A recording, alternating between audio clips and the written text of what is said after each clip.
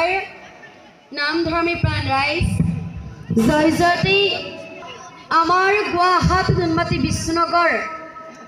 চুৱাৰ নাগাম দলৰ ফালৰ পৰা আপোনালোক সকলোলৈ আন্তৰিক শ্ৰদ্ধা জ্ঞাপন কৰিছোঁ। লগতে যিসকল মহান ব্যক্তি তেওঁলোকৰ এই পবিত্ৰ অনুষ্ঠানটিত আজি আমাৰ নামৰ দল টিকামন্ত্ৰণ কৰি